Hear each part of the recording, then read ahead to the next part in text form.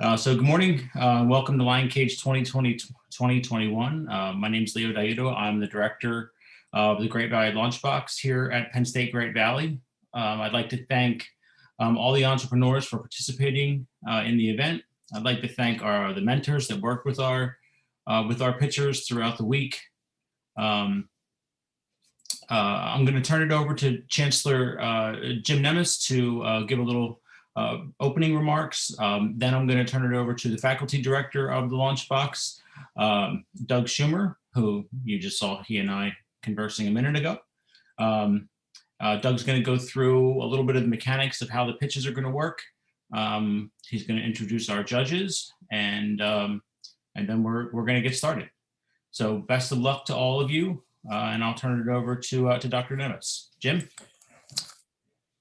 So good morning. As Leo said, I'm Jim Nemes. I'm the Chancellor and Chief Academic Officer at Penn State Great Valley. And I want to thank you for coming, spending some time with us this Saturday morning, and welcome you to our 4th annual Lion Cage event, and of course, our first virtual Lion Cage event.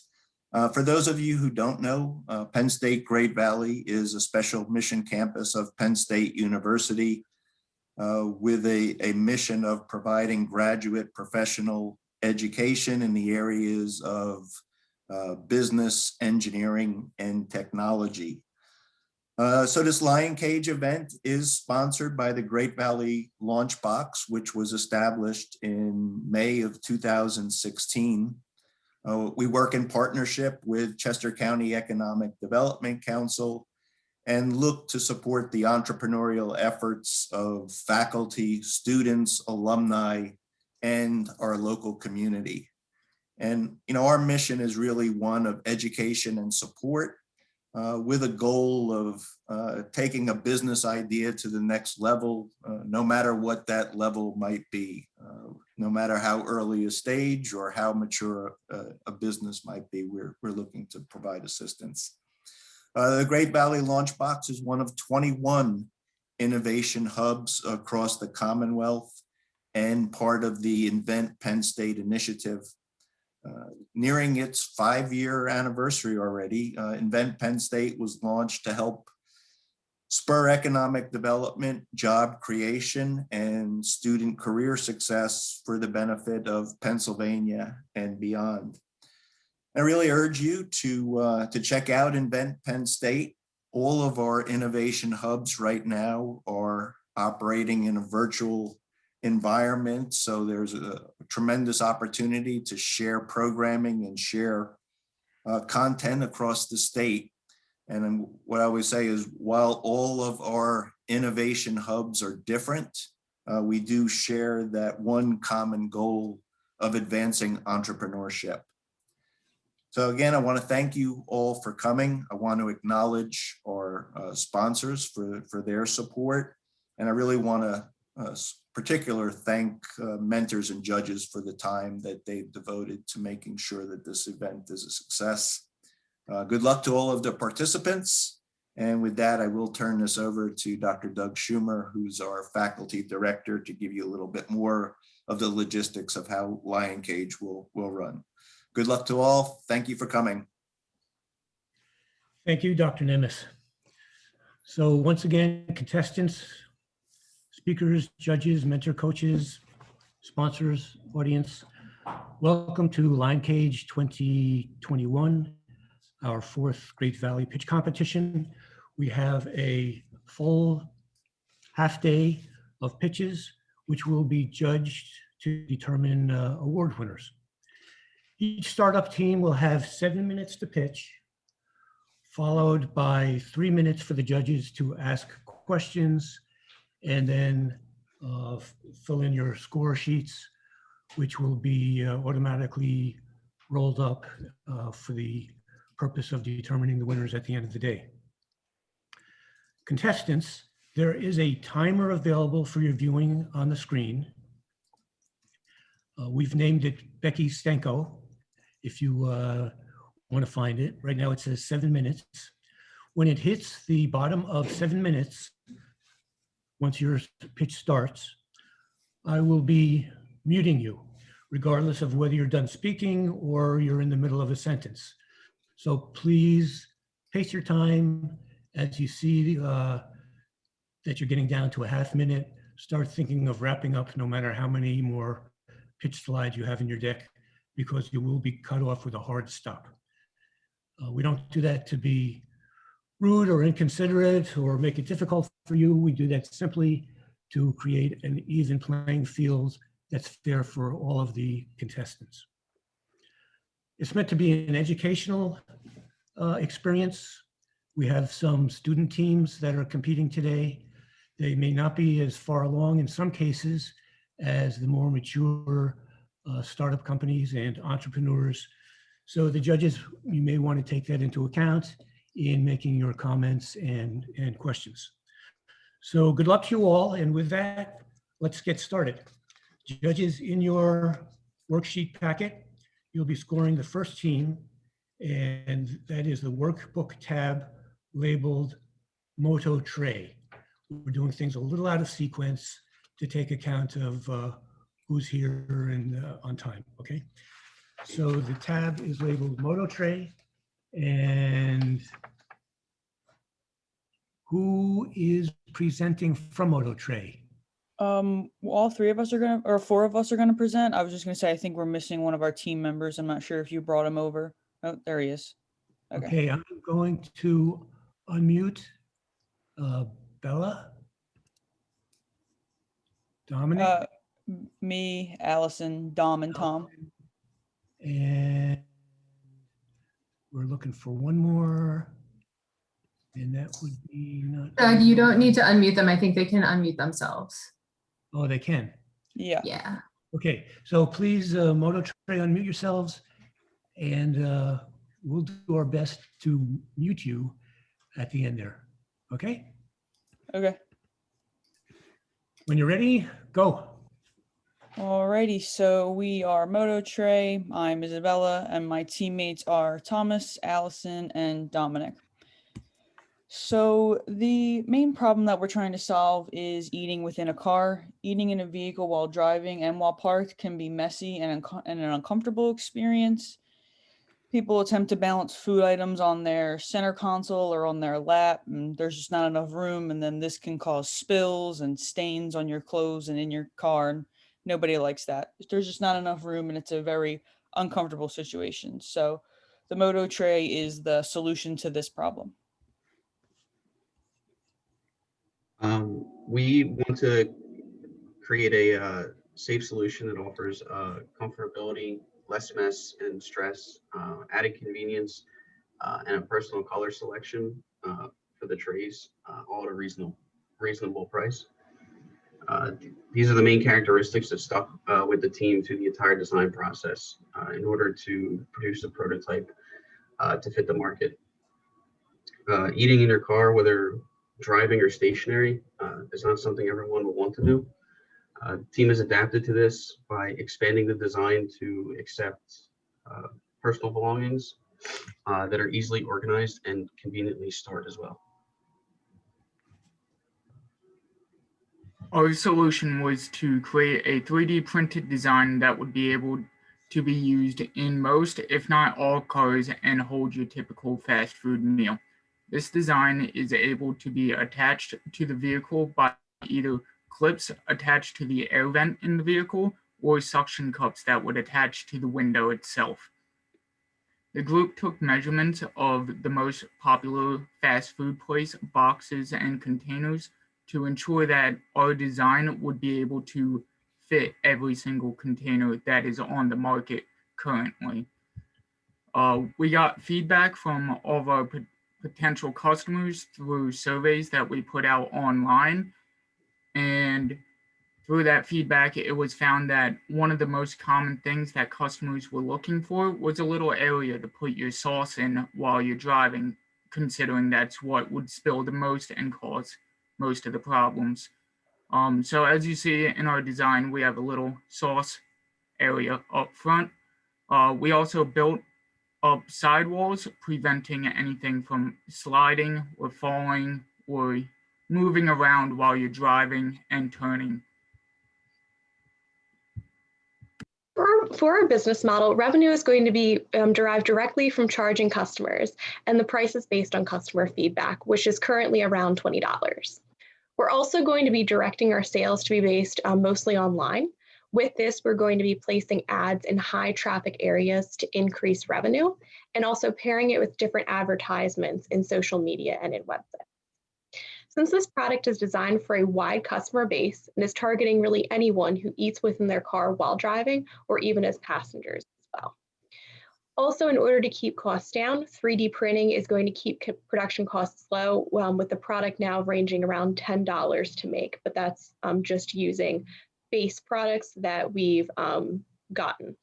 With this, it can lead to product markup and an increased revenue once these materials are purchased in bulk.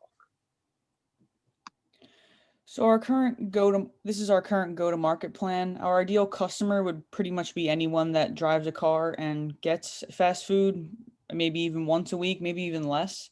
The best way to reach the customer in this era is through social media. We would utilize all social media platforms to post advertisement and promote our product. We would probably also reach out to potential influencers who are famous on social media to try and make brand deals. And then we could also go the more conventional old-fashioned routes with commercials and word of mouth. So this is a competitive market that we're up against. There's three most common ones that we have done research with. There's a wheel-connected device, a clip-on attachment that attaches to your glove box or some other area of the car, and also a cup holder attachment that just slides straight into your cup holder. As you can see, there is a problem with all of these devices, but there is one common thing that these devices do very well at. Each of these devices can be used in almost every single vehicle, and that is something that we wanted to incorporate in our design, but also fix the problems that they have. The steering wheel connected device has a problem that you just can't use it while you're steering because it's attached to the steering wheel. And then the clip-on attachment and cup holder attachment both utilize a monopole device that has a stability problem when you place different objects on top of it.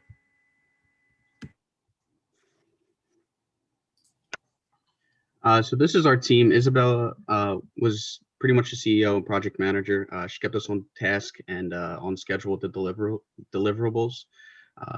Thomas was social media marketing. He took care of creating and distributing the surveys and analyzed the marketing tactics. Allie was the lead engineer. She helped formulate ideas and guide design procedures through the manufacturing process. And I myself was quality assurance, pretty much just assured the quality of the 3D printed prototype construction. With this, a year from now, we're going to be finishing up our production phase and be ready to bring our final product to market. The finalized design is going to go through customer testing to verify the customer base and also establish a manufacturing line and set up potential buyers. We're going to stay on track and set hard deadlines to measure the metrics as we stay on track and also look into potentially patenting them. So we're currently in our first edition of our prototype for our design. Our team wants to work with the manufacturer to ensure the prices stay as low as possible and can be produced quickly. After we have some products stored up, then we would like to bring our product to market by the end of 2022. And that was it. 15 seconds. Thank you for your time. Any questions? Okay. Very nice. So you can either mute yourselves or stay unmuted. Judges, take a moment, organize your thoughts, and you'll have 2.5, 3 minutes to ask questions of individuals or of the team.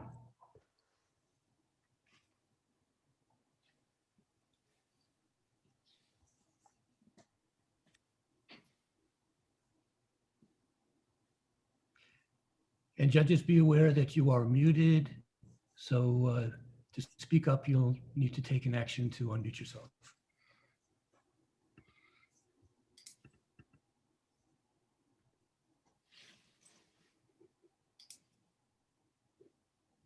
Hey, I just want to say you guys, this is a really fun project. I like the problem you guys are tackling. I think it's a problem everyone faces. So it's cool that you kind of put together a 3D model too. So my immediate reaction is I feel like there's some embarrassment about eating food in your car alone. So I wonder if you guys have like thought about that at all, and like try to make your product either fun or something you'd like to show off to somebody else, like who's sitting in your car, like, here, check this out, kind of thing. Like, is there any bit of that? Not just like the competition that you guys are going against, but like, how would you like introduce it to make it more appealing?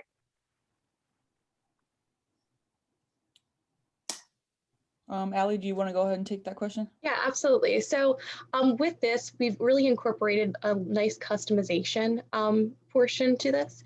With this, you can really choose the different colors you want it to be printed in, since there are a variety of different PLA colors out there. So I think that'll direct it more towards the customer and have it be appealing for them. Also, it's one of those things where if you are eating in your car and you are alone, it's in a portion where it's by the air vent. So it's going to look like you're just eating like normally, just like you don't have stuff like randomly placed on your lap, and it doesn't look as awkward. So it's just making everything seem a little bit more comfortable in an atmosphere where eating normally is. Hey team, this is Annie. I just want to say good job with your presentation and cool idea. Definitely something I could probably use. I'm a total slob in my car. One question I had for you guys is one question that popped to mind is how much weight this could bear, being that it's mounted on the vent. So can you comment on that, or could you talk about, I guess, can you talk about your plans for further product testing? Right, so we actually did a finite element analysis on the tray itself. So the tray itself can hold up to 5 pounds not being on an air vent, but since it is on an air vent, we're looking around 1.5 to 2. And it all depends on the type of car and the type of plastics that are used in the air vent. We're normally talking about probably a type of ABS is used, which are very actually sturdy. They're actually what are used on the bumpers of cars as well. But it basically all depends on the structural integrity of the vent itself.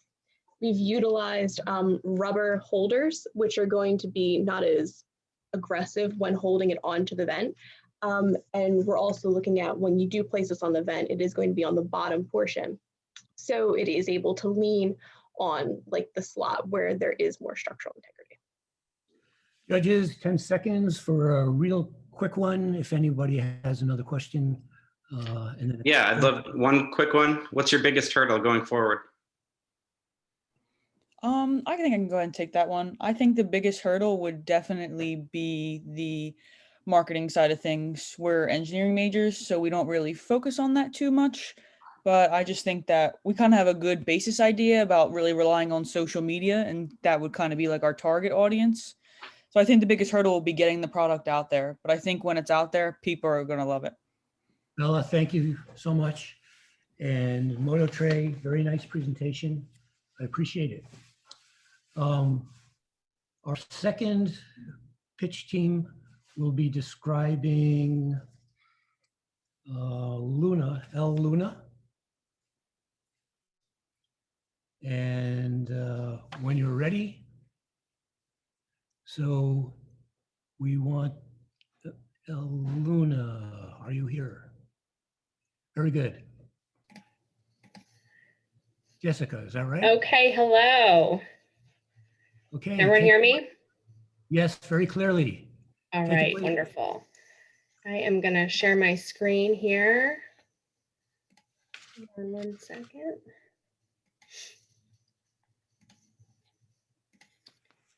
Get this.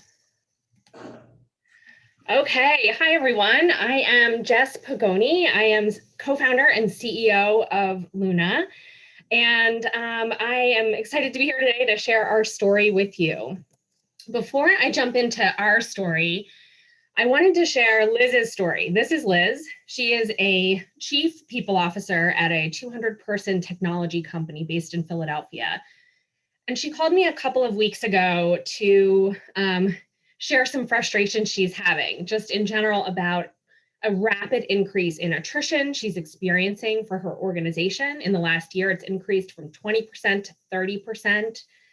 And what she was saying is that pre-pandemic, employees were coming to her and asking for more flexibility, more choice, more opportunities for different benefit offerings. And then the pandemic struck and it became even more exacerbated, that there's just a lot of need for individuality and personalized experiences across her organization. So, she said, employees have choice in where they want to work. And right now for her company, they are leaving for more flexible offers. Companies in San Francisco and New York are calling and saying, hey, we don't care where you work and we'll give you lots of flexibility. Come work for us, even though you're in Philadelphia. So Luna is really all about helping HR leaders offer increased flexibility to employees so they can save time and money for their company. So we want to put that smile back on Liz's face. From a problem perspective, if you think about it today, there's 5 different generations in the workforce. This is Alice. She's at home with a couple of kids. She's trying to juggle her career and family. She's really looking for flexibility. This is Joel. He cannot wait to get back on the road and travel again.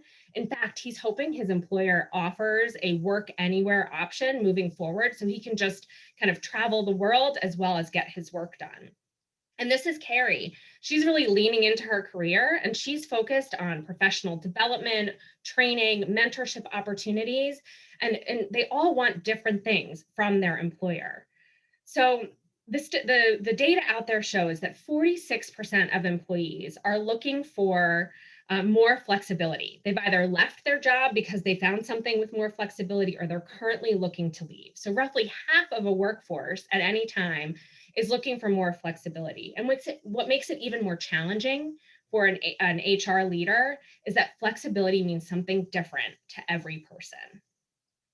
So the solution is Luna. We're an HR technology platform and we're all about personalizing employment arrangements.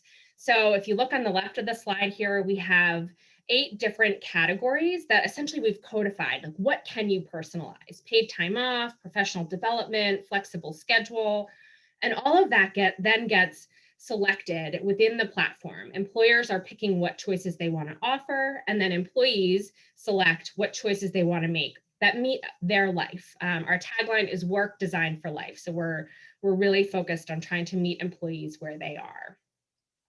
In terms of process, the way that this works is within the platform, employers set guardrails. They're saying, this is what we're okay and comfortable offering in terms of choice.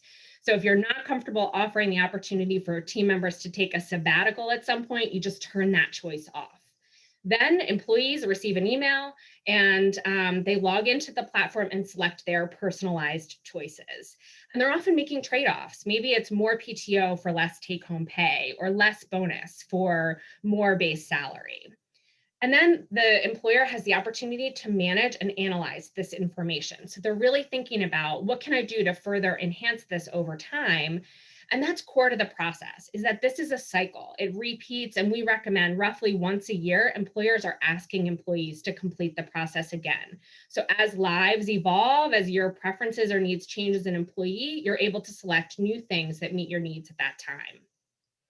So in terms of our go-to-market strategy, we're really focused on US-based technology companies. They're looking for knowledge talent. They're looking for engineers. They're in high demand. And we're starting out by focusing on 50 to 500 people. Then we're looking at high growth companies, those that are really looking to hire a lot and retain their talent. And even more specifically, we want to focus on the organizations that already have a people first mindset. They know that culture leads to ROI.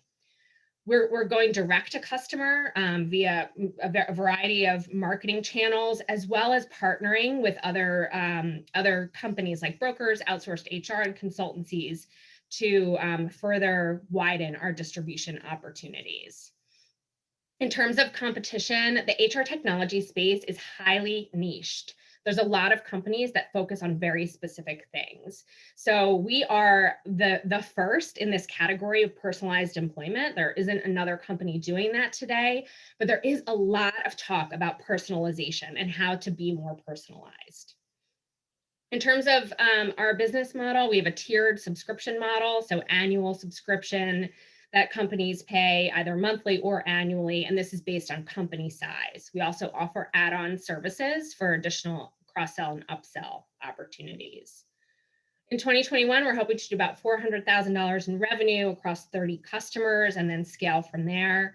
At some point in 22, we're going to look to kind of pivot more towards enterprise customers, increasing that annual contract value, and then hopefully reducing the total quantity of customers we need to go after by having a higher number or higher contract value. Progress to date, we launched in January, our beta. February was really about feedback. We have 3 beta companies. We got a little bit of angel investment. And one of our betas has committed to becoming a paying customer as well. So lots of positivity. And now we're really thinking about sales. So Q2 is about first dollar, and Q3 and 4 is about just continuing to evolve the tech. In terms of team, I have a background in HR and management consulting. My co-founder has a background in IT and people analytics. And we think that we're the right combo to really bring Luna to market. I'm also a proud Penn State alum, so I need to make sure I get that in there. And I think I'm ahead of schedule, but thank you for the time. I'm really excited to be here and hear your questions. Jessica, thank you so much. That was a wonderful description of your company. Thank you. So judges, take a few minutes and shoot your questions to Jessica. Yeah, Jessica, thank you. That was really informative, and I love the solution that you've come up with. I'd love to hear how the pandemic has shifted either your approach to this product line or the employers that you're talking to. How has it shifted their thinking? Yeah, great question. So it is somewhat coincidental that we launched that we were kind of preparing to launch just in amidst the pandemic. It actually, I think, proved to be more of an accelerant for what we're focused on. So we're hearing a lot around flexible schedule and how to offer employees the opportunity to pick what they need to be able to meet their kind of life circumstances and do it in a way that's centrally managed and organized and able to easily be kind of tracked by the employer. So it's helped us in terms of visibility. Certainly there's a lot of conversation about this today.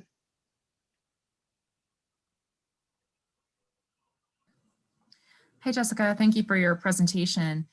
You had mentioned, I think, on your competitive landscape, your map, your positioning map, that I think you put yourself under personalized HR, forgive me, personalized employment. Yep.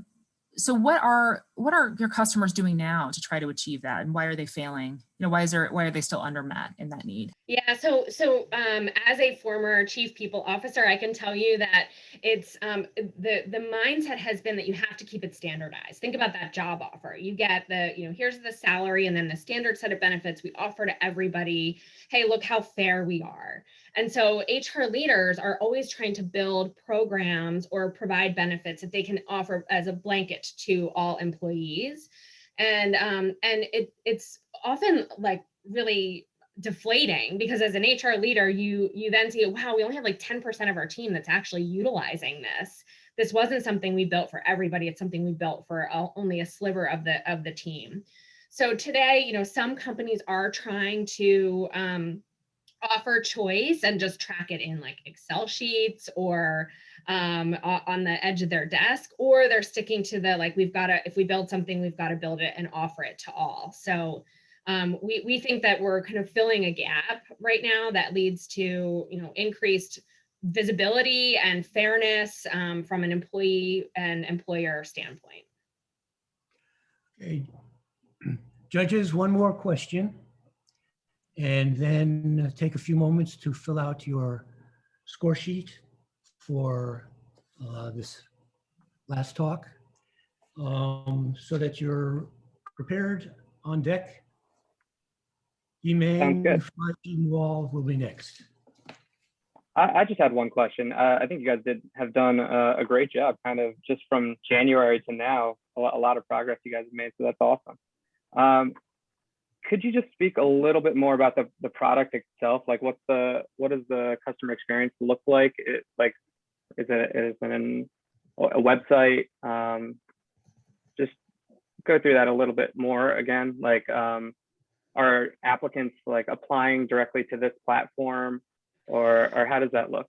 Yeah, great question. So this is a web-based platform. So on the employer side, there's a company admin. So there's a person who essentially owns the Luna platform for the company. And when they log in, they have the ability to customize, we call it a work design, essentially the set of choices that are getting offered to employees. And then it's all, you can deploy to employees all through the platform. The way that the flow would work is if you're going to hire someone, you would say, hey, here's your offer. We offer the ability for you to personalize your employment arrangement at the point of hire and then regularly thereafter. So we're going to get you logged into the platform. You can now take that standard offer you received and decide if you want to make any choices that would deviate from it, which, you know, maybe more PTO or an additional benefit or less of something else. So, and then ongoing, the employees would receive through the platform notifications when their employer has asked them to go back in and refresh their preferences. That's great. Thanks. Thank you.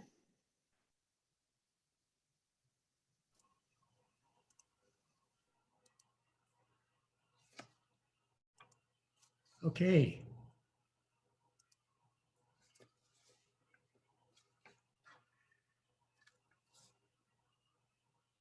Judges, are you ready for the next presentation?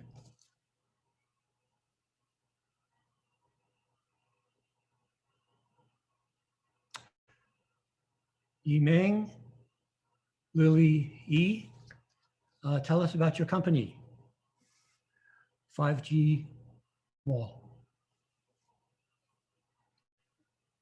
You'll need to unmute yourself.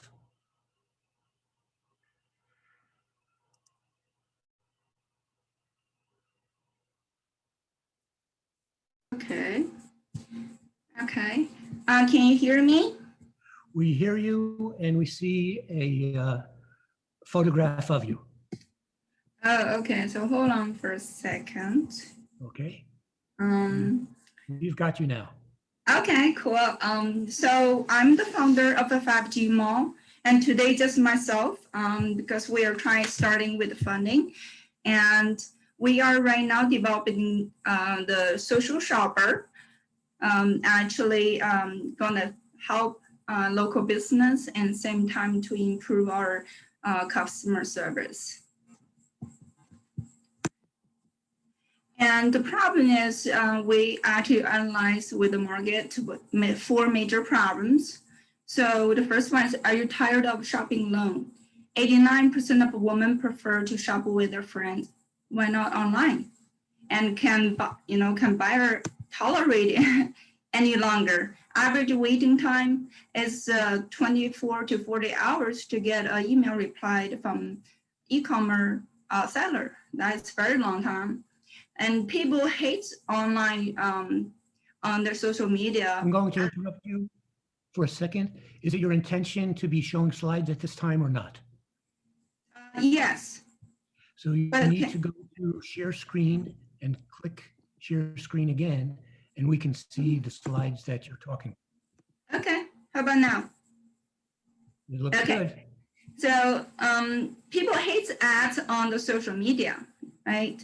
74% of millennials that expressed they don't like the ads on the social media. So that's the, for a problem is a bigger local store one by one go out of business. Last year, 25,000 stores closed. And this, this is the problem that not just because the pandemic, but also it's every year increasing for the local store, fighting business with e-commerce. And our 4 problem, here's our 4 solutions. First one is the group shopping. So the group shopping allowed customers to shop with their friends together from different locations and like physically shopping together. For the users, they see each other what they see, and also they can vote what item they like, and they also can communicate with each other through video communication. The second problem is live customer service. it actually allowed the local stores to communicate with their customers through live. So customers never need to wait 24 hours again to get an answer, right? And the third problem we're solving is to unite all business together to create a network for live sale agents, and also through to give users ability to search live sale agents, and same time to unite all business together so they can have a new platform to to help their online customers, same time walk-in customers. And the fourth solution is we actually don't have to force our users to watch advertisement anymore because now we actually direct marketing, which is based on users' interest and users' control. And here's our values. We have 3 components: hybridization of the business, entertainment, and also socializer. It actually helps us to gain user acquisition, and for us to gain, commission, and as well as analytic advertisement fees. Our business model, we actually gain commissions, and how we analytic direct marketing, that's our main revenue come from. So go-to-market plan. We first want to focus on this one city because this is have all local stores in the app.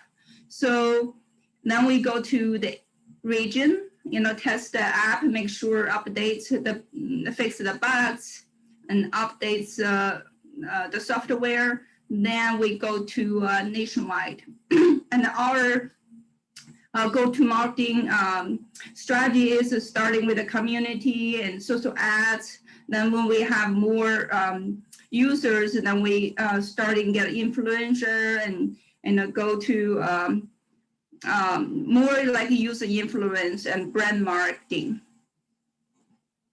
Here's our competitive landscape. Because what we do, that's take a unique part. For example, like a group shopping, there's no such a tool that allows you to shop together as you link and see the same content yet.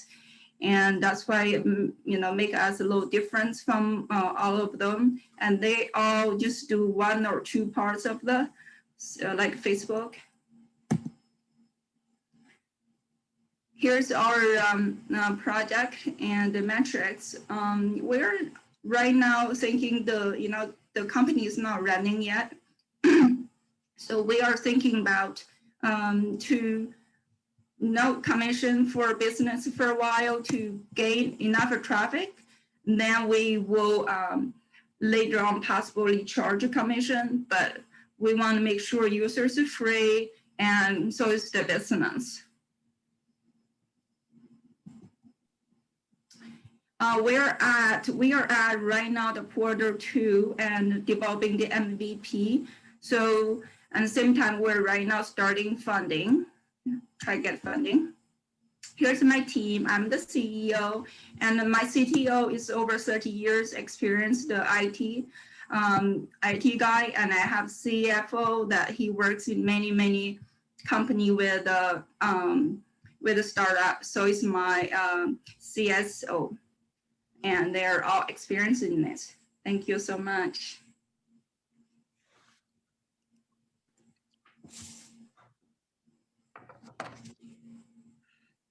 Thank you, Lily, or you're listed as Yimeng in the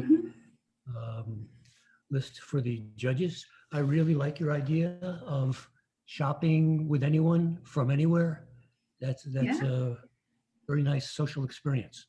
So judges, take a few minutes. We're running a bit early, and take 3 minutes or so to ask questions of 5G Mall.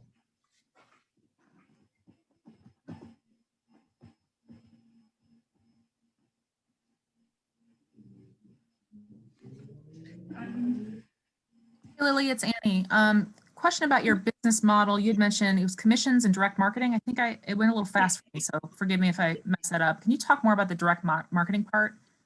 Yes, the direct marketing part, I mean, nowadays, when people shopping or you're watching our entertainment, they actually just popping ads or without your control. But what we do is, because we actually embedded the shopping experience as group shopping, so you vote the items.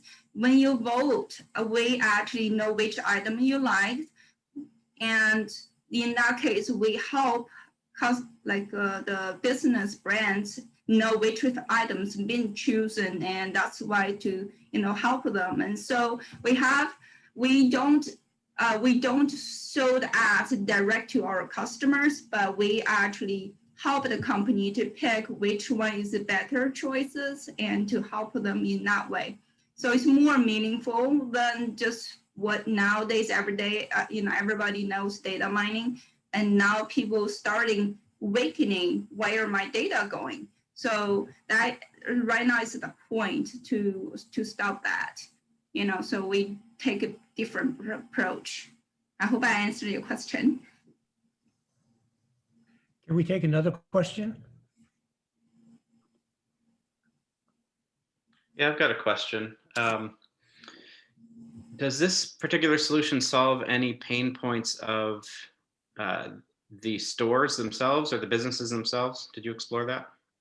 Yes, this actually is the first reason I really started the company, because I used to work in a mall and in the retails, and I see the store one by one just move out, and the mall become like a ghost town. When you say something, I go back, right? The business model actually link all the business together as one whole, right? So for example, if you are the user, you search for a pair of shoes, the local company will pop out with the logo in your phone, and you will see which stores that has available live sale agents. You can pick whatever you like and buy it or ask questions. So that literally make a new network for brick and mortar stores. Instead, now everybody is going online and pick a platform and become another e-commerce and compete with this millions of them. So I want to localize our community with our, connect with our business owners to be a network. Thank you. Thank you. If there's one more quick question, I interrupted Lily during her presentation. We have maybe another 20, 30 seconds if there's more that the judges or audience wants to explore. No, I'll just chime in. I thought the product is a great idea. For me personally, I find the customer service aspect, like what you were just talking about, to be more compelling than the group aspect, because like I feel like it puts a face on the website that you're going to. You can actually see who you're talking to, who's like there locally. So that appeals to me, at least. Like also when you're shopping through a whole bunch of different like things online, it's hard to really pick and choose what are the things that would best be suited for you. So having someone from the store having that like white glove service seems pretty awesome. And I'll just ask another question about the product itself. Is it like a video chat? Is it like is it a website that you go to and then have a bunch of your friends kind of join in a video chat atmosphere? You mean for the entertainment? So this is an application. This is an app. Okay. So everybody can install in your phone.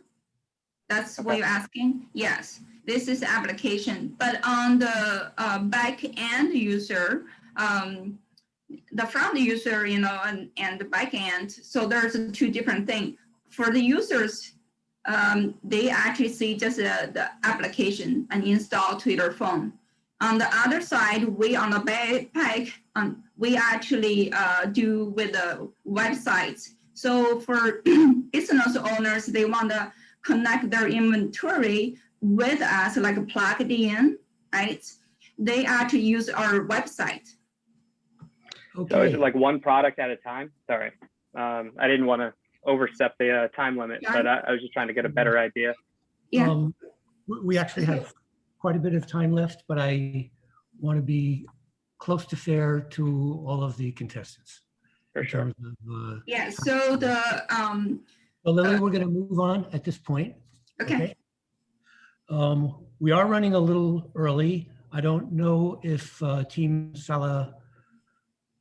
Salubada will be presenting today or not. So at this point, we're going to take a short break. My clock says 10:22. We're going to take 17 minutes. And at 10:39, we'll reconvene here. All right. So get your coffee, get your breakfast, come back 10:39 at this place. Thank you.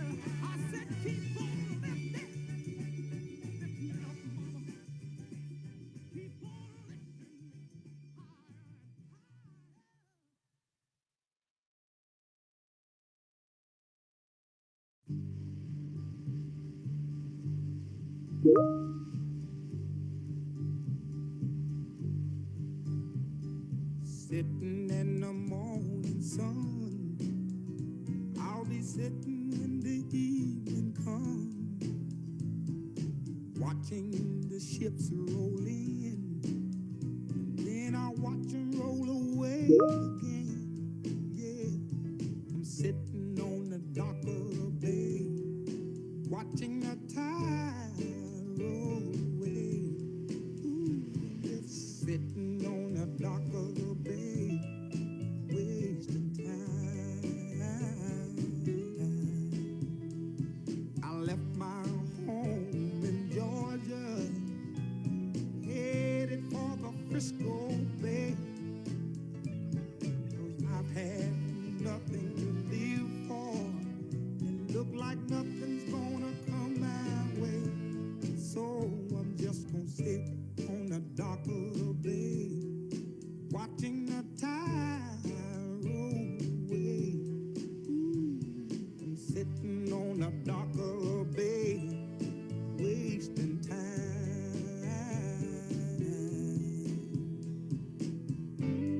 Look like nothing's gonna change.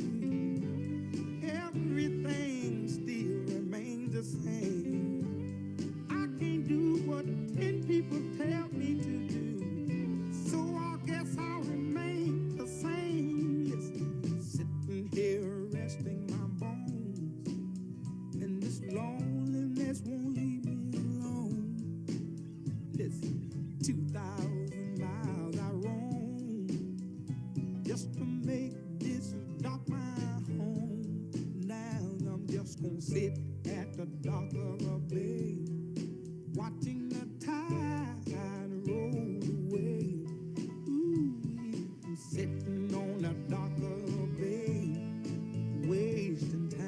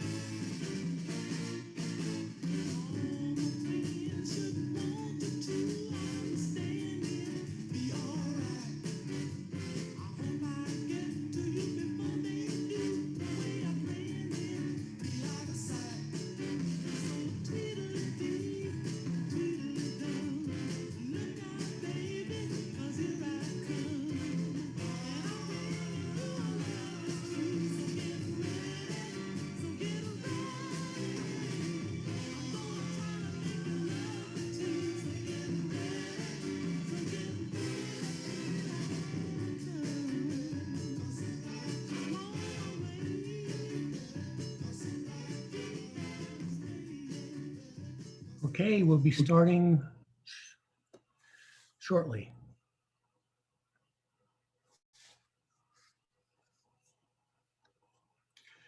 This will be our second pitch session.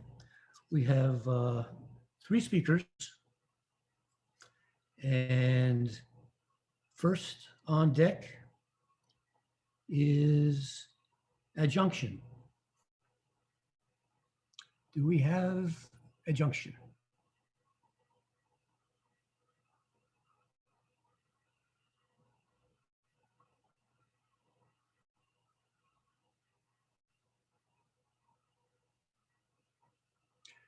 Am I muted?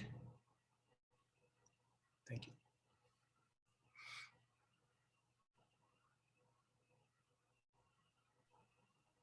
Hey guys. Hi, Seth. How are you? Great. Okay. Are you ready? Give me just 1 second. Yep, I'm ready. Okay. Off you go. Becky, 7 minutes. Thank you. So hello, I'm Seth Schreiner. My company's Adjunction. I'm the co-founder and CEO. I'm a small entrepreneur and small business owner for over 10 years. And my co-founder is Dr. Paul Arsenal. He was the former chair of the marketing department for West Chester University and a professor for over 30 years. So the problem that we want to try to solve is the inability for college deans, chairs, and decision makers to effectively find, train, and retain qualified adjunct professors who can teach effectively both in person in the classroom as well as online. So looking at the stats, we found that about 40% of college instructors are adjuncts at universities today. And to give us a local perspective, we found that about half of the Westchester University College of Business faculty were adjuncts. And overall, this turns out to be about 600,000 adjuncts in the United States today. So if I'm a chair, I'm looking for adjuncts for 4 specific reasons. Number one, I'm looking for somebody with unique talent or credentials or background experience. There might be a set of circumstances where a number of faculty are on sabbatical, so I need new adjuncts to replace them to teach classes. Number 3, there might be an urgent need. A professor had to back out of a class due to poor health or emergency reasons. Or number 4, there's been recent growth with the university. There might be a new college, a new degree program, or a new major. So the current solution is, if I'm a dean, I'm looking to one of 3 sources. If I'm going to be hiring an adjunct, I'm going to talk to my friends and colleagues. I'm going to try to find somebody in my network who could be an adjunct. I might go for a faculty referral. Somebody, one of my faculty members is recommending an adjunct for a class. Or number 3, my personal favorite is what we call the old boy network. And if I'm at Westchester University as a dean, I'm going to be talking to Widener or LaSalle or St. Joe's or Penn State to ask them for referrals for other adjuncts. So the result of this is that we have a much smaller pool of applicants, and these pool of applicants are going to have a more limited teaching experience. And the pool of applicants are also going to have a lack of diversity in terms of both their ethnicity and their experience. And there's also a minimal, they may be bringing a minimal applicable real world knowledge to the classroom. So who suffers from this? Well, the university reputation suffers. The faculty themselves suffer because they're not getting the full support that they need from qualified individuals. The students themselves suffer because they're going through classes where there's unqualified adjuncts teaching the class. And the adjuncts themselves suffer because they're not being given the tools to succeed in the classroom. So we talked about how this is the current model being used by deans and chairs. And what we hope to do is to bring our solution, Adjunction, which is an adjunct staffing firm bringing qualified adjuncts who can effectively teach to universities and colleges. So our value proposition is that our service wants to find them, train them, and place them. And we believe that the major advantages to the employers is that there's going to be a less investment of time and resources that the university is going to have to try to find these individuals. We're going to be bringing them qualified and vetted adjuncts who can hit the ground running and are ready to teach in the classroom. And this improves not only the student experience inside the classroom, but also improves the university reputation and the curriculum. So our business model is going to be coming from, our revenue sources are going to be coming from 2 separate spots. Number 1, our primary revenue will be coming from our colleges and universities. So we're going to have a retained search fee that universities will pay when they've signed up for us to find an adjunct. And then there will be a 20% placement fee based on the adjunct salary if they are hired by that college. And then our second revenue is going to be coming from the prospective adjuncts themselves. We're going to have a full training course and certifications available for prospective adjuncts who have less teaching experience. And we will hold periodic workshops for adjuncts on a multitude of topics related to teaching throughout the year.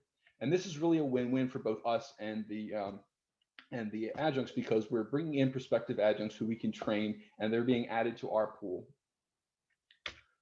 So our go-to market plan, number 1, we want to target the 14 POSSE state schools and the 22 PA community colleges. We're going to outreach to both their deans, their chairs, their decision makers. We're going to identify their pain points and opportunities. We're going to present our sales campaign and start to develop client relationships with these colleges and universities. And we're going to start to market our services more. And then finally, we really want to start placing our first clients within these universities. And we're going to be doing a recurring outreach program to these universities for each semester. So looking at our competitive landscape, this really is a niche market. We were only able to find two big staffing firms that were really doing this. Kelly Services, which is a big national recruiting agency, have just started to kind of dip their toes into adjunct recruiting or adjunct staffing. And we did find a small education staffing firm called EDU Staff, which does do adjunct staffing, but they're primarily based in Michigan. And the third big competitor I wanted to highlight for you professors out there is AACSB, the big business accrediting body. Now, AACSB is the only organization that we found that offers any kind of training program for adjuncts. And it's called the Bridge Program, where they actually charge over $5,000 to each applicant. And there is no job placement help whatsoever after you've done this training program. So this is an idea that Paul and I have been working on for about 2 years. We had the idea in 2019. We actually made a partnership pitch to join up with a local staffing firm, and they agreed kind of once we got our feet wet. Since then, we've been building our network. We started developing our training program, and we conducted our first targeted sales campaign. But the reason I'm here today is because I want to talk to you about how I want to take this business to the next level. And in our first year, our goal is to develop relationships with at least 30 Pennsylvania colleges and universities. We want to present our first adjunct training workshop to 20 prospective adjuncts. We want to establish our database of at least 40 qualified adjuncts, and we want to place at least 5 of those qualified adjuncts at universities. And lastly, I just wanted to wrap up with how we're going to get there. We're going to finalize our training program in May. In June, we hope to secure at least 40 adjuncts for our database. By July and August, we want to conduct placement searches for at least 1 client. October, we want to finish up our training program for prospective adjuncts. And finally, by December, we want to conduct at least 4 placements for our adjuncts with universities in Pennsylvania. Thank you very much, and I appreciate you listening to my presentation.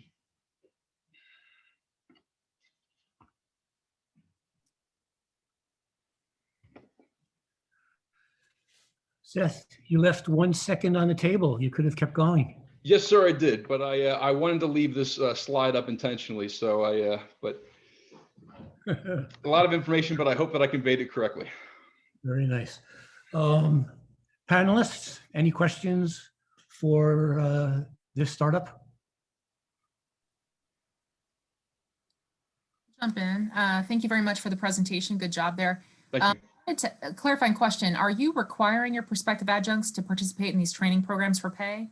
No, we're not. And that was a clarification that I wanted to kind of add. So for a number of adjuncts who are already teaching and are already qualified and vetted, we want to allow them to we're going to want to help. We want to act as a board to kind of help place them in additional universities. For instance, one of our adjuncts that we're working with, they work at over, I think, 7 or 8 different schools.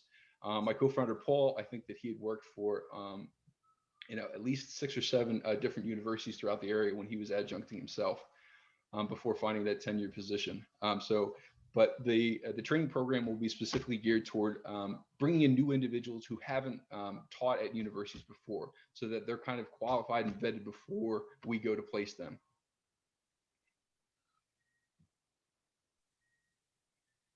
Hey, Seth, good job. I really enjoyed the presentation. Thank you. I'd love to hear a little bit about the adjunct training. Who's developing that, and what's your plan for iterating it?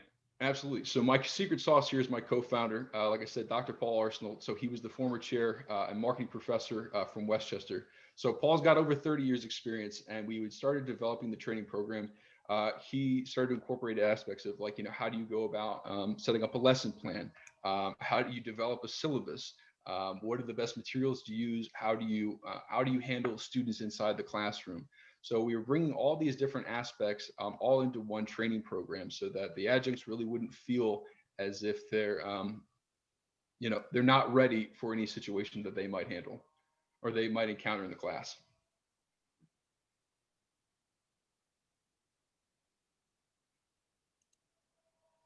Bringing all comers. Great stuff, Seth. I just had, if you want to dig in a little bit on the value proposition. You had mentioned your coworker's experience in this. Do you get this as a common complaint, or do people not mind, choosing from their peers and stuff like that? No, so we found that a lot of times this kind of is a gamble. So from Paul's experience, he talked about there were a number of times where, for whatever reason, an adjunct didn't work out. And he talked about this all the time where, and I wish I was able to have more time to tell the stories, but adjuncts would come in that just wouldn't work out. They didn't have the right background or experience, or sometimes they looked great on paper, but they just weren't, up to snuff when it came inside the classroom. And the only time that you actually find this out is by at the end of the semester when the student evaluations end up coming in. So we found that it makes it, there's such a limited applicant pool that is currently available for them in the network. So I hope that answers your question. Yeah.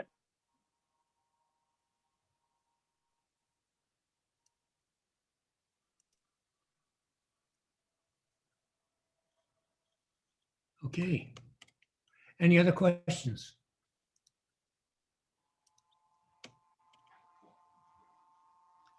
All right. Thank you very much. We're going to move on. And Risk, you're up.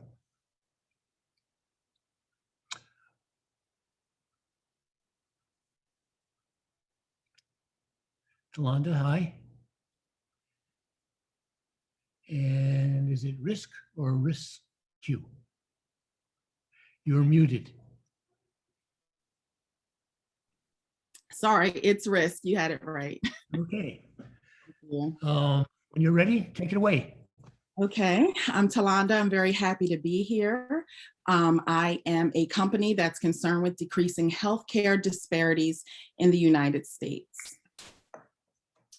As you can see here, the problem I've identified is that women are dying in childbirth in the United States to the tune of about 800 women per year, mostly due to preventable causes.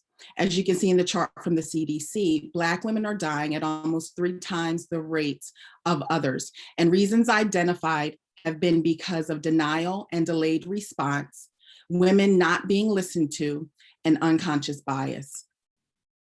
20 years ago, I lost my firstborn due to preventable causes. I had very clear signs of what was going on with me, but my complaints went unheard and unlistened to.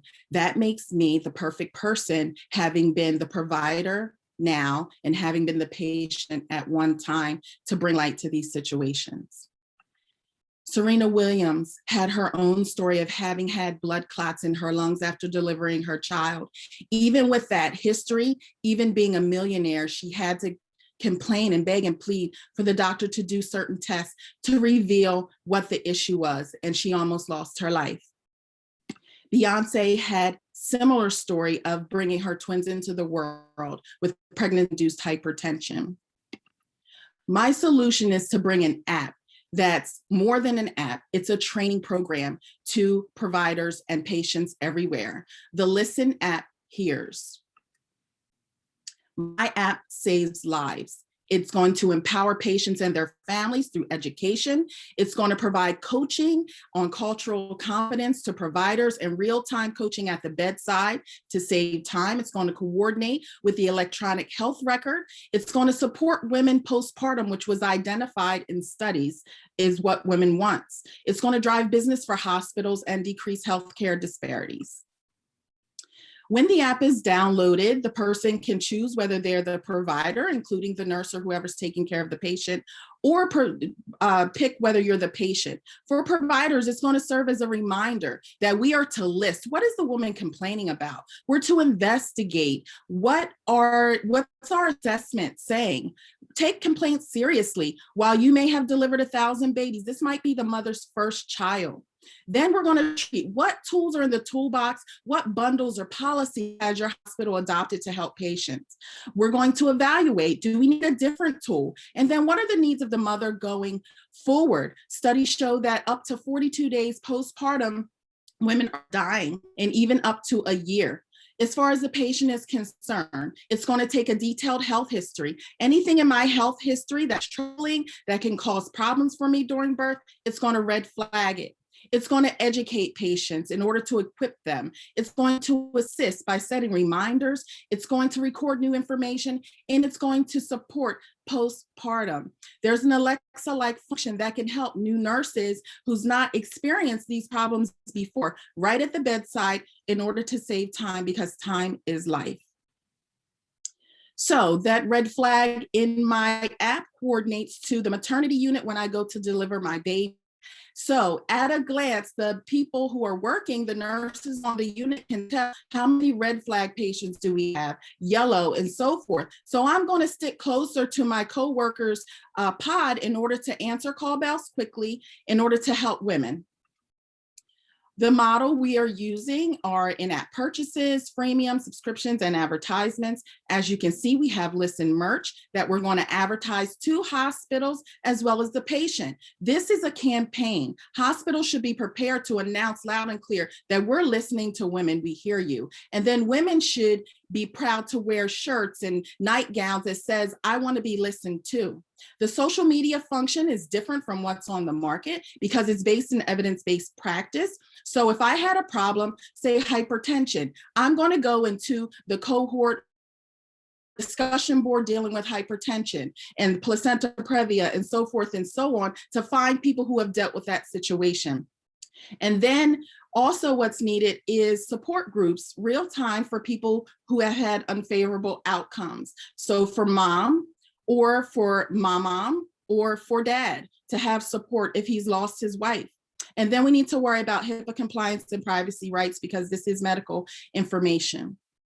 We're going to market to physicians and midwives and pediatricians' offices. Every mother will be encouraged to download this app. And then we're, of course, going to market to hospitals. This is going to increase confidence of the staff, morale, and quality of care.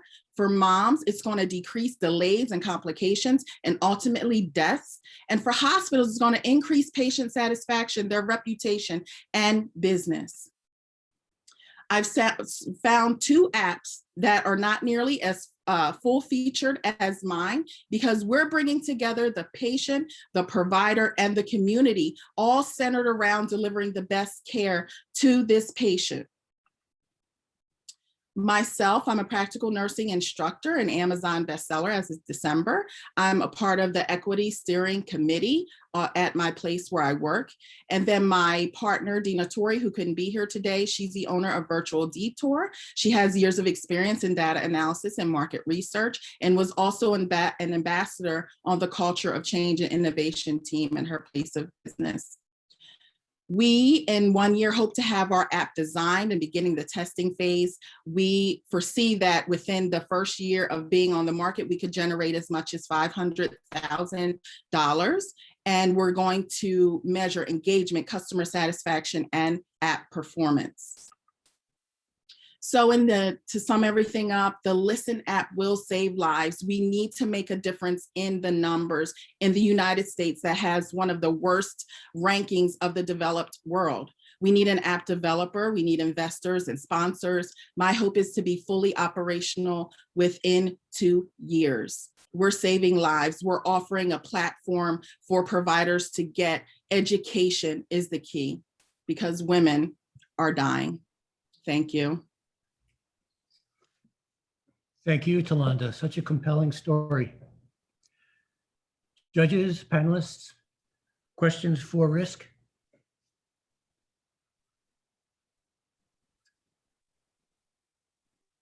Yeah, Tolanda, thank you for sharing your story.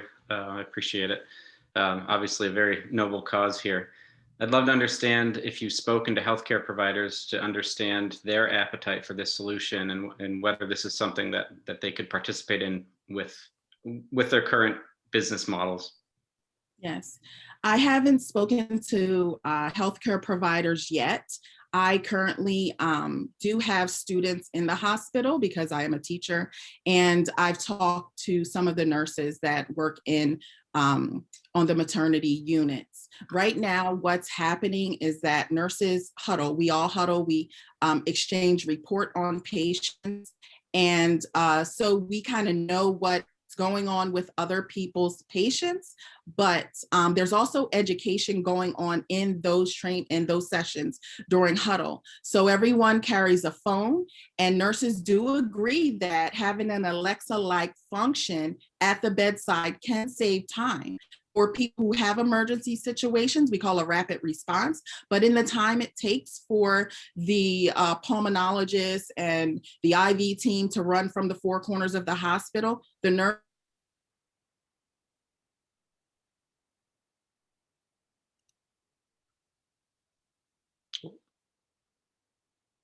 I'm sorry, I hope I answered your question. Yep, we got you back too. Thank you. Any other questions? We have another minute and a half. Talanda, thank you so much for your presentation. And again, really important innovation. On the business model, I was unclear which business model applies to which type of customer. Can you talk about the provider side, how you would get money, receive revenue from them? From the provider side, we are marketing to patients. From the provider can also access education. Using the freemium model, there's going to be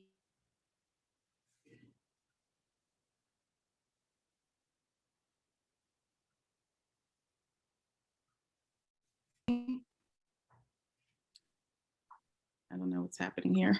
It just cut out a second. You're here. Okay. So using the freemium model, the provider can also switch over to that model in order to access evidence-based practice, links to articles. They can get CEs from the platform, which is what we need continuing education to keep our licenses up to date, as well as the patient is also going to be accessing the social media portion, which is also using that model. Unless we have another compelling question that will influence the judge's scoring, we're going to break it here. Thank you so much for that. Now we're going to move to our third pitch in the second session and in the last pitch of today, and that would be Grad Birdie.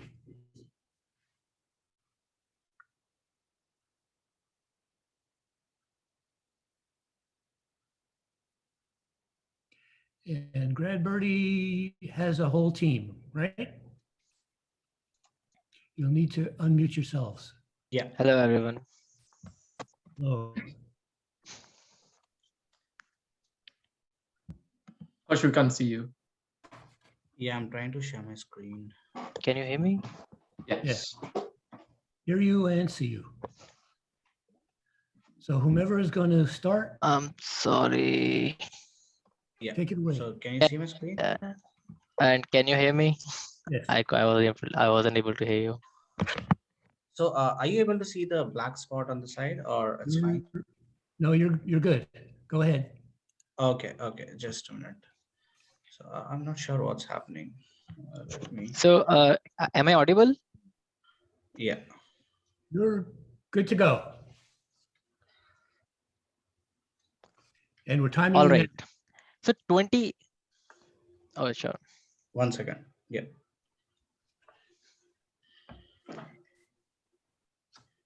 $28 million students graduate with advanced degree every year worldwide. Do you think all these students graduate from the universities and programs of their potential? No. Meet Nicole. Nicole is a final year student at University of Philippines. She dreams of graduating with an advanced degree at one of the top universities in the United States. She wants to make herself and her parents feel proud one day. Being so confident about her decision and having little to no knowledge about the application procedure, Nicole started looking for some guidance online. She went through various university websites and wanted to make her profile strong to increase her admission chances. While doing so, she was stumbled upon many questions, starting from how to build her resume and SOP to which all colleges to apply. Being the first generation student, Nicole is also limited by the admission experience in her family. For getting the best answer to her probing questions, she scanned through all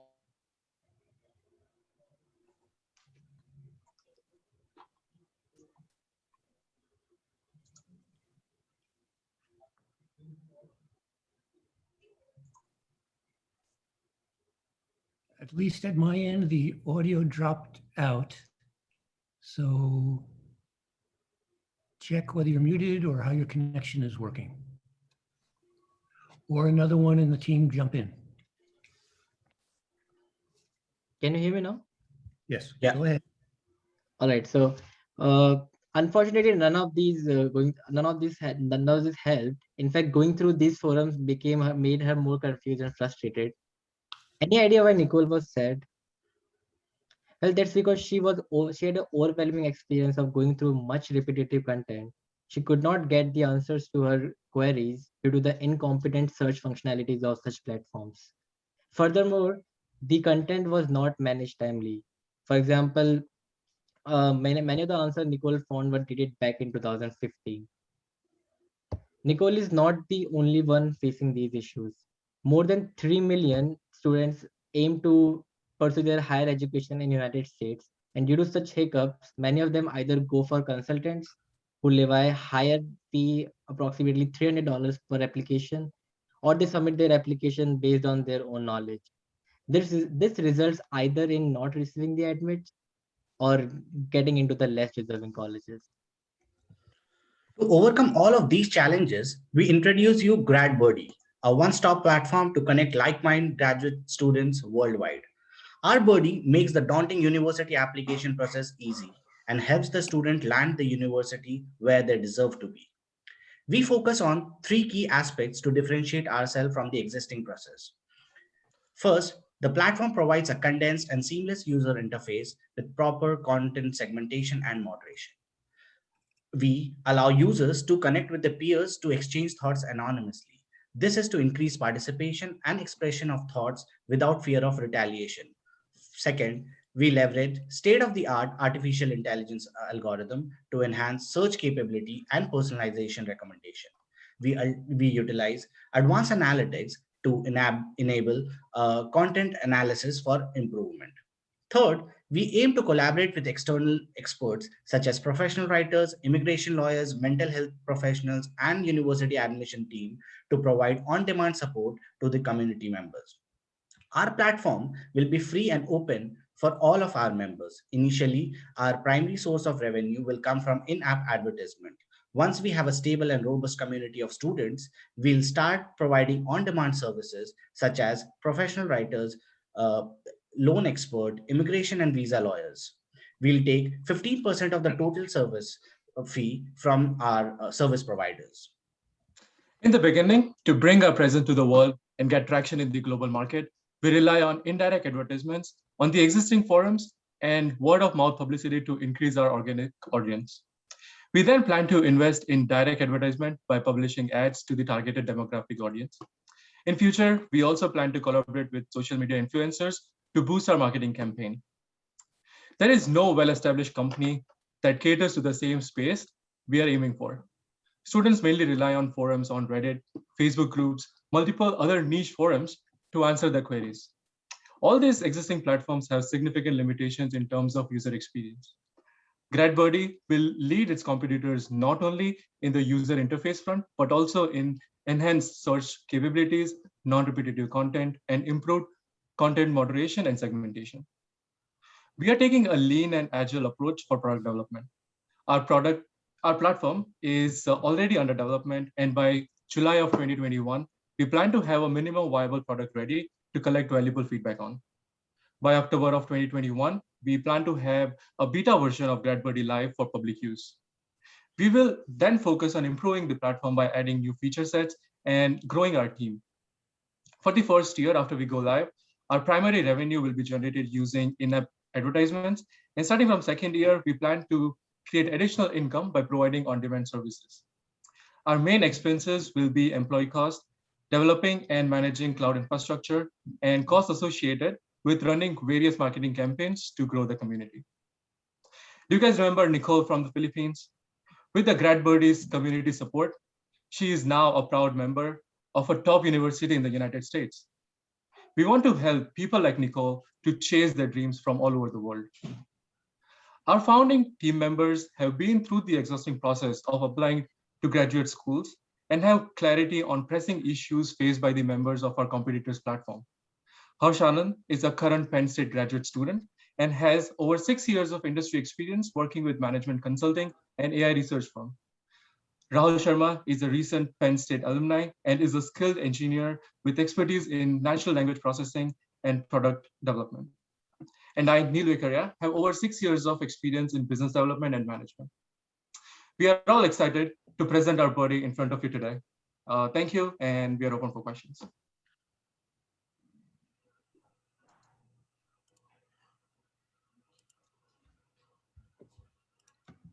Thank you. Any questions from the judges or panelists?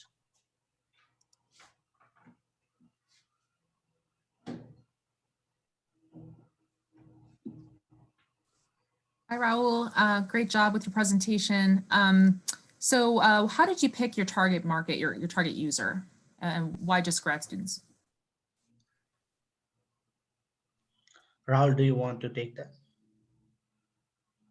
Sure.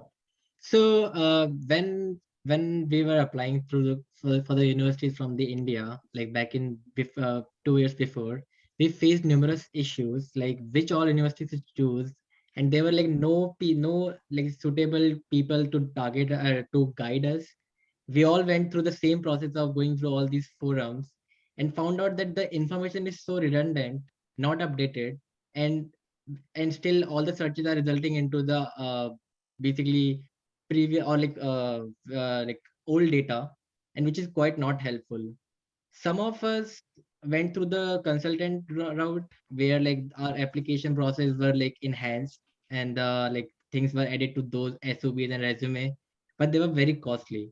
And if you're applying for the 10 universities in one fall, it's very difficult to basically afford that kind of amount. So we applied to for some university, we went through the same route, like applying, getting the information from online, applying through that, writing our SOPs, getting it reviewed from our peers. But I still feel that we could have done more, we could have done better. So that kind of lag is always there. And that's why we chose like, not like us, we talked to a lot of people online on these forums and found out that a lot of people are facing these issues. So we thought of making this platform for all the grad community. Thank you. Do we have a second question?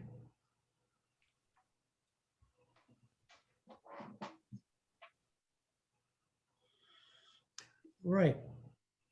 I have a question. Can you guys talk about where your content is going to come from when you start to build out the app? Yeah, that's a very good question. So, so in the beginning, we are actually right now also we are going through all of these forums and trying to jot down all the top questions that are there. So what we'll do is we'll reach out to the expert. They are going to write those contents for us, and in the initial, we'll be posting those answer to those questions in our platform. So that is going to be one of the traction for the graduate students, so who are the prospective graduate students. So once we see that they are coming in into our platform, then the content is going to be generated by themselves, right? Because they are going to write, they are going to discuss, and they are going to change the way it is being looked in the current situation. Because the graduate admissions, the scenario keeps changing every cycle. So it could from fall, it can differ in spring, and then it can differ in the autumn season. Thank you. The judges, take your notes. And for the benefit of our contestants, I'd like to invite the judges to take a half minute each, if you'd like, simply to say a word or two about yourselves so that everyone knows who you are and the basis on which you're more than qualified to make an assessment of these great pitches. Thank you. I'll take you in any order, or I'll just pick on alphabetical by first name, which would be Annie, Aaron, Raghav. Or any It's order. unfair when we Somebody jump go. in. Okay, Aaron. It's unfair when we go alphabetical order by first name. I win sometimes. I'm Aaron Prietti. I like to say I'm a recovering corporate innovator. Spent 17 years in financial services innovation. Spent the last 5 or 6 years building up my own businesses, writing a book on innovation, and doing coaching on innovation inside organizations. Focus very much on nonprofits in the past 12 to 18 months. Thank you. Next victim. Oh, sorry. I hope we're still going alphabetically. Okay. Is that okay? Okay. Thank you, Doug. Hey, everybody. Annie Hughes here. I am currently the director of the Harrisburg LaunchBox powered by Penn State, also management consultant with Penn State SBDC, Small Business Development Center. I'm going to borrow Aaron's phrase. I'm also a recovering corporate innovator. I spent about 5 years at the Hershey Company as a manager of disruptive innovation there. And before that, before grad school, I worked for a startup also in consumer products, where I did product development, and I managed the contract manufacturing side of the business for organic body care manufacturer and a consumer brand. So yeah, just I work with a lot of entrepreneurs, love this kind of thing. And yeah, thank you very much for inviting me to participate, and great job to the teams. I'm Raghav. I'm happy to be here too. I actually won this competition a few years back for Squawker, which is the company I founded. It's a live podcasting app. And so I kind of know the thing that you guys are going through. I know what you're experiencing. And I think that like just the process itself is so valuable. So like you've already done the hard part. So I would give yourselves already a pat on the back, and we're all rooting for you. It's not really a competition between each other. You know, we're just trying to find the ways that we can help you. So those are where our questions are coming from. So you know, don't stress about it. You know, just I can tell the passion that you guys have for these ideas, and we want to help them come to light as well. Thank you for those comments, Raghav. You had the advantage of 30 seconds, a minute to think about it, and you encapsulated the philosophy of this whole event very nicely. So judges, at this time, you'll be leaving this meeting to go to a separate Zoom meeting. There is a link in your comments if you go upstream a little bit. So you're going to copy that first, leave this meeting, and you'll have 15 minutes to confer and chat. And then for everyone else, we'll be reconvening here in about 15 minutes.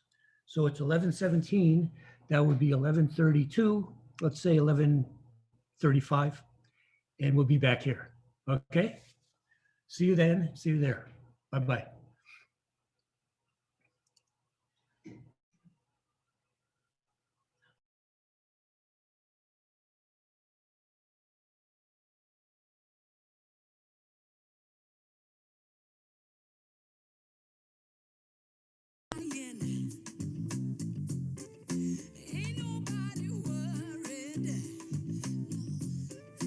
Ain't no smiling faces.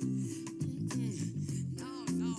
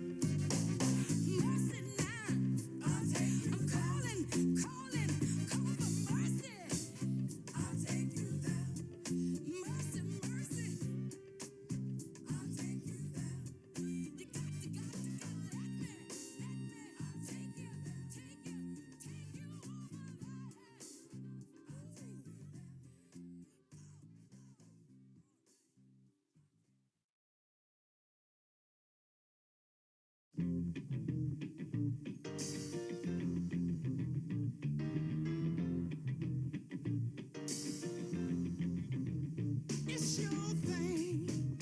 Do what you wanna do. I can't tell you who to sock it to. It's your thing. Do what you wanna do. I can't tell you who to sock it to. If you want me to love you, maybe I'll wait. Believe me, woman, it ain't no big deal. Oh, you need love now, just as bad as I do. Makes me no difference now who you give your thing to. Oh, it's your thing. It's your thing. Do what you wanna do. I can't tell you who to talk it to. It's your thing. It's your thing. Do what you wanna do now.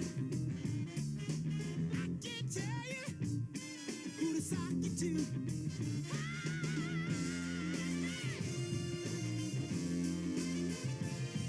All right.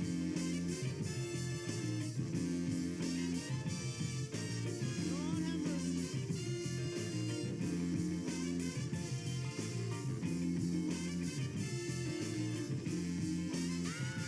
It's your thing. Do what you wanna do. Ooh, I can't tell you who to sock it to. Hit the man. It's your thing. It's your thing. Do what you wanna do. Ooh, I can't tell you who to sock it to. I'm not trying to run your life. I know you wanna do what's right. I'll give your love, girl, to whoever you choose. How can you lose with the stuff you use now? It's your thing. Do what you wanna do. I can tell you who to sock it to. It's your thing. Yeah, do what you wanna do. Don't let me tell you who to sock it to.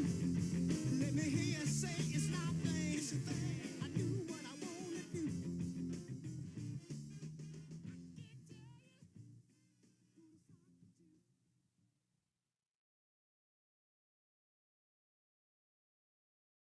One, two, three.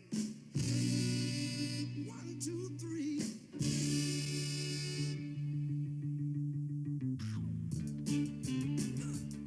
All right. Got to know how to hold it. Like on him rolling. Mashed potato. Do the alligator. Put your hand on your hips, yeah. Let your backbone slip.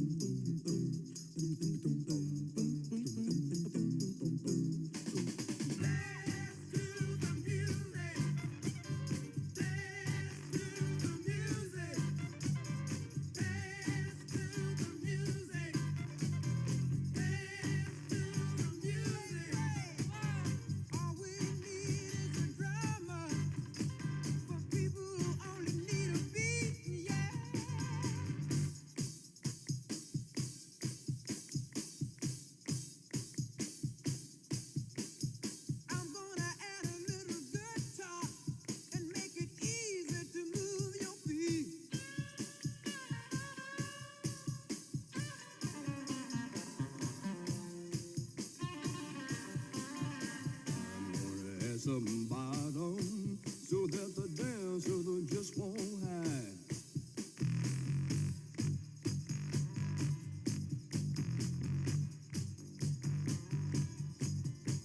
You might like to hear my organ.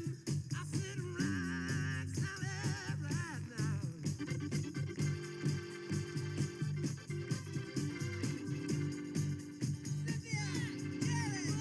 If I could hear the horns blow, Cynthia on the throne,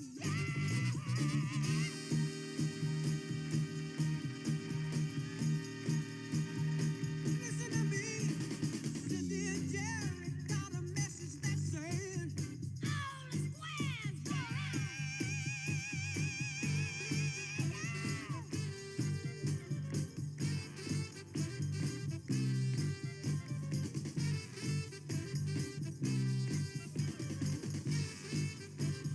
Listen to the voices.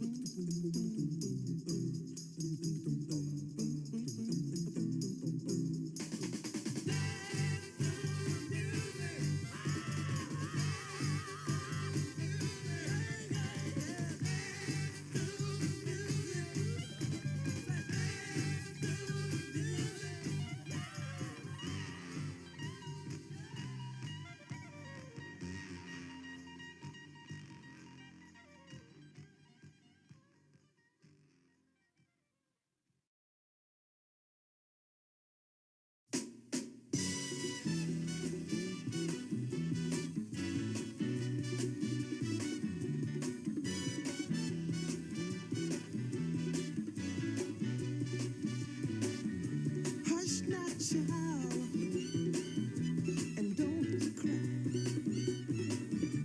Your folks might understand you by and by. Just move on up toward your destination. Though you may find from time to time complications.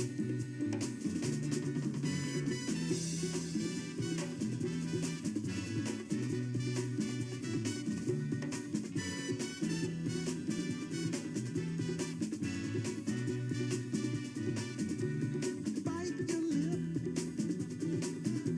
and take the trip. Though there may be wet road ahead and you cannot slip, just move on up for peace you'll find. Into the steeple of beautiful people where there's only one kind. So hush now, child, and don't cry. Your folks might understand you by and by.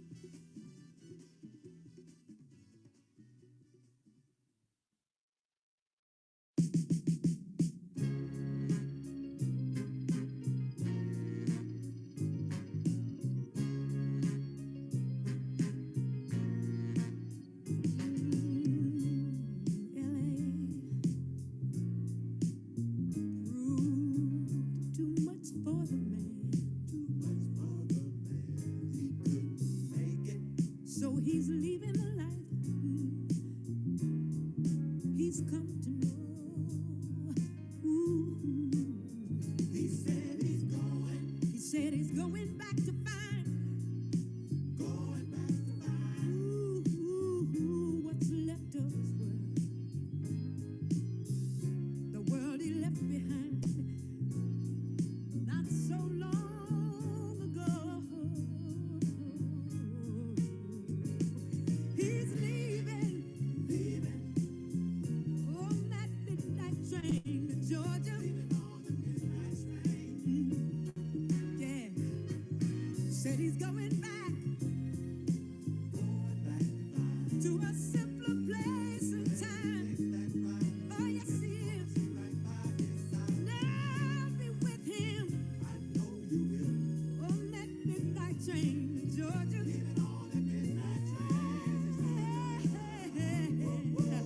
I'd rather live in his word than live without him in mine.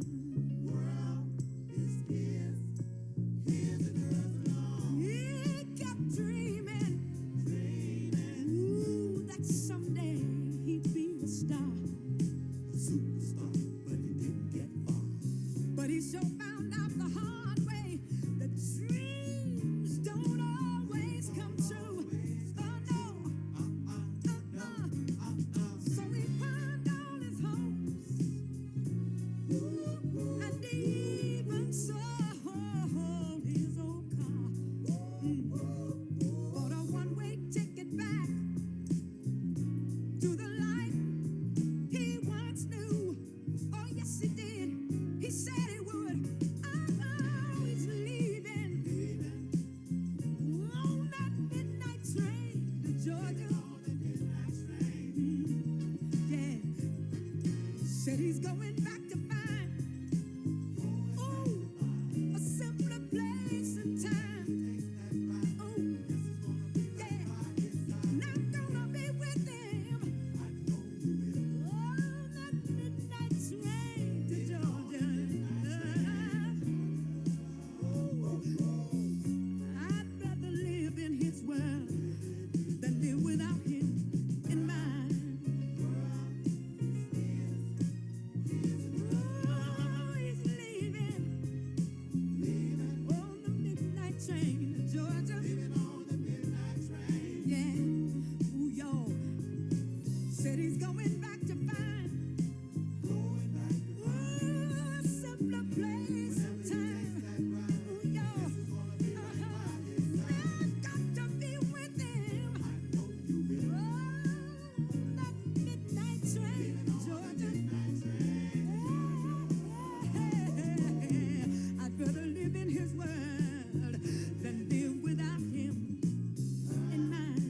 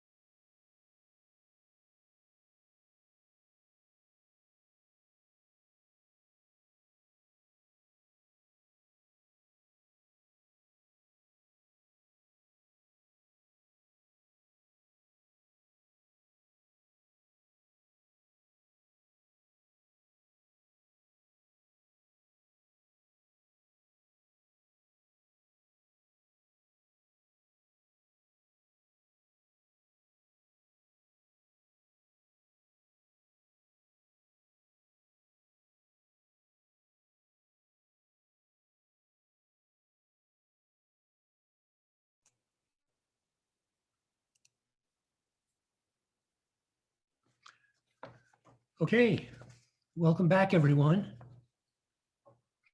First, I have a note here from the audience. They have a comment that they wanted to make. And let me get them going.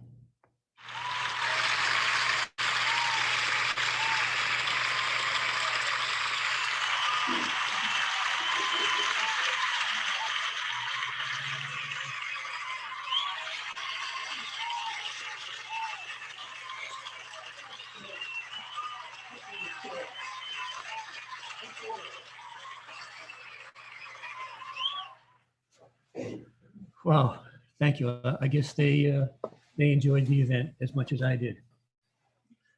So this brings us almost to the end of this year's Lion Cage. Thank you all for a great event. And before we leave, we should announce the winners. Those have just come into me, and I'm opening the envelope now. We have 2 tracks, a community track of the more experienced senior, in many cases, entrepreneurs. And we have a student track. And in the student track, there is 1 award that is available to be presented. And in the community track, there are 2 awards. So in the student track, the winner is, you're all winners, but this one goes home with a little bit of money. First place goes to Grad Birdie, who will be awarded a $250 gift certificate. Thank you.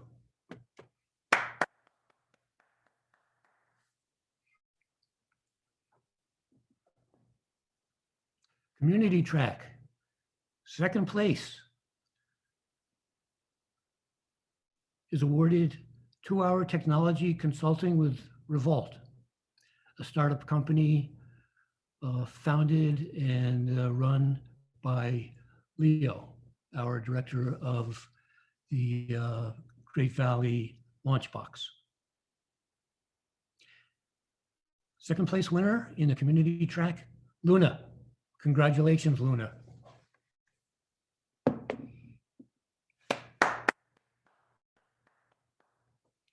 I have the audience muted. They're all going crazy. They're jumping up and down. First place. Before I even announce first place, I should say that in all cases, the judges had a very tough time. It was very close in both the community track and in the student track. There was a lot of discussion. Scoring was close. Could have gone any of 3 different ways. But first place in the community track will receive an annual membership to I2N from the CCEDC. Social media strategy session from the Trend Lab, and a 2-hour creative session with AZ Tech. First place winner of this year's event is Adjunction. Thank you. Congratulations, Adjunction, and to all of you. So winners will be in touch with you after the meeting over the next day or 2 to tell you how to receive those awards. And I want to make special thanks today, mentioned to our judges, Aaron, Annie, Raghav, to all of our sponsors, all the contestants, to the LaunchBox staff at Penn State Great Valley, to Leo and Chancellor Nemes for his consistent support, and the woman behind the clock face, Becky Stanko. Thank you. So at this time, we're going to call it a day. I want to thank you all for your attendance and wish you a good day. Enjoy the rest of your day. Take care. Signing off, this is Doug Schumer, and I support this message.